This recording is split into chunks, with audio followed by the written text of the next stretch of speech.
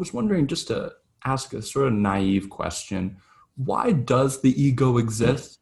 Why is it here? Why do we struggle with it? Why is it around? I love this question.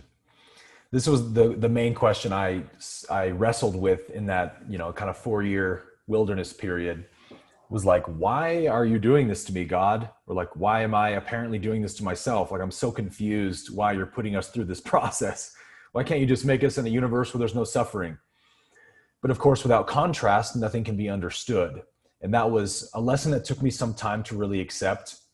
I remember listening to an Alan Watts lecture, when I first left the church, and he was touching on this idea, and I just totally rejected it. Without black, you can't know white. Without up, you can't know down. I was like, no, that's not in the God's nature. There's no way. I don't believe that. But over time, I started to understand it from a different angle, which is that God's nature is love. We all know that at our core. It's what we want to be true, which is how we know it is true. God's nature is peace, oneness, love. But without contrast, God can't know that. So God has to project the illusion of separation and fear and all of that, so that I can now have a mirror to look at to know what love is. So really, what we call evil or darkness, separation, it just serves that means to give the creator a reflection of itself. And as the Course says, it's ultimately not real. I think in the beginning of the Course, it says, nothing real can be threatened, nothing unreal exists, and herein lies the peace of God. So you begin to see and relate to evil less and less as evil or an enemy or an opponent, and you see it more as just ignorance of truth, just the absence of truth or the absence of love. And so really there is nothing but love in that sense, like the Course teaches. So ego basically serves as that tool that the Source uses, at least in this world, in this density, to give itself that reflection. So there's really different ways we could answer that question. Like, we could talk about, why does it exist from an evolutionary perspective or a more like metaphysical perspective? And really the two serve the same purpose ultimately. So if you understand one, you can sort of understand the other. But from an evolutionary lens, if we think about, how did human beings become self-aware at some point? A million years ago or something, when we're living on the plains of Africa as hominids, at some point, our ancestors had to have started using sort of like guttural noises to label things. We could call it words, but it was probably like very much like ape sounding noises to label banana, tree, rock, and etc. And over time, those noises got more complex and intricate. And eventually, they would have began using noises to refer to one another, because that's very helpful for survival. Each ape gets their own unique noise. So when any ape makes that noise, we all know, and the ape knows who's being spoken to, who's being directed. So now we can carry out group tasks. We can do group communication while we're hunting, and the other animals have no clue what we're doing. So it gives this gigantic advantage from an evolutionary sense to our species. But what also happened when we did that was that the mind was able to do sort of an about face and flip in on itself and become an object to itself. I exist. I am separate from my environment. I'm separate from others. And again, from survival thinking, that's helpful. But that leads us into what the Law of One describes as the third density of consciousness, which is the density of separation, basically, which eventually leads to wars and tribes and all kinds of different separation, and things like technology and governments and the whole variety we see today. So ego began as that labeling mechanism when humans began to label objects. Something in the mind had to remember those labels and map them out, because that's helpful. And then when I have a label, now the mind can map myself out too. I can contemplate my own existence. So essentially the ego serves as this evolutionary mechanism that's just really designed to label and identify with things. So on my YouTube channel, I'll often teach that the ego is really just the mental activity of claiming or identifying.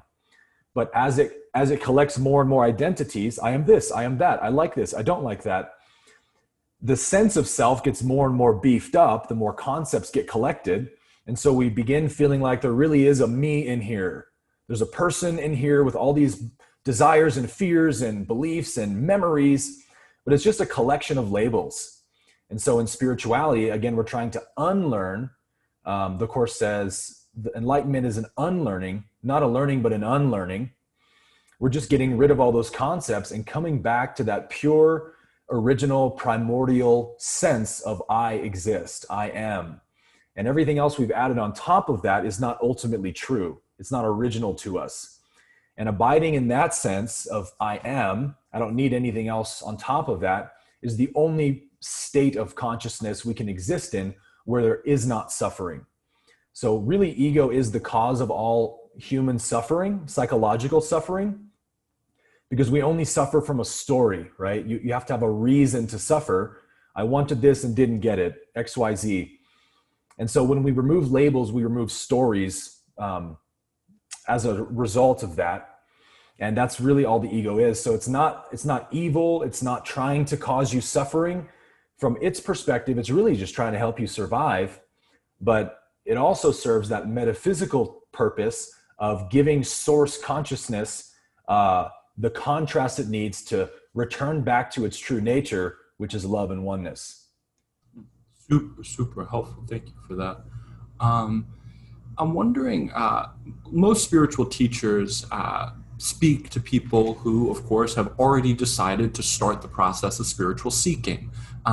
We grew up in secular societies where lots of people are just reflexively dismissive of spirituality, think of it as a kind of empty-headed, wishful thinking that they ridicule and don't even give a chance.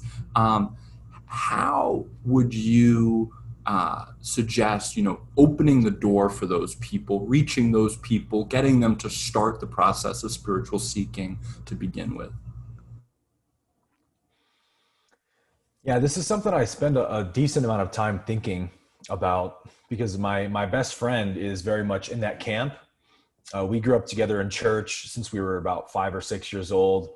And when we left religion at the same time, I kind of went this way, he kind of went that way. And he very much took the road of trying to find his fulfillment in pleasure and worldly pleasures and all that.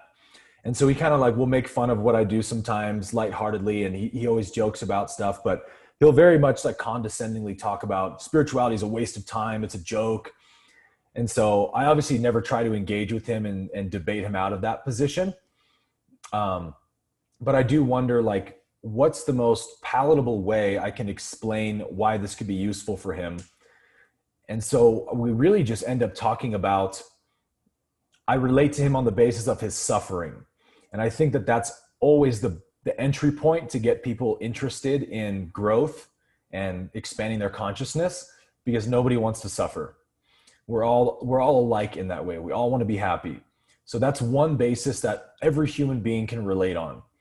So if I can't find anywhere else to relate, if there's no other opening or interest in spirituality, I'll just relate to them on that level, which really looks like, just whenever they bring it up, whenever he talks about something that he struggles with or he's feeling down about, that's when I'll just throw in some ideas of here's how to question that thought, And then over time, hopefully they will see the fruit of that in their actual experience and go, hey, maybe there's something to this, But ultimately, as teachers, as spiritual seekers, everyone's a teacher. We have to find the open blossoms to go pollinate, and there's no use to waste your time on a closed blossom. And ultimately, we don't have to, right? Because every soul is on their own journey. They're going to get to the same destination at some point. Who knows how many lifetimes that will take, but ultimately everyone is in the hands of God. And that's something that I have to remind myself of fairly often, because it is hard to see people you love in suffering, or anybody in suffering, but to ultimately know it's just a way to wake them up from this dream of being separate, kind of like the slap on the face of hey, wake up, you're not this person. Even that is grace sort of coming down to kiss them, right? So to see everything through love is the most helpful way of I don't need to be their savior. They're in the hands of love already, getting what they need to get.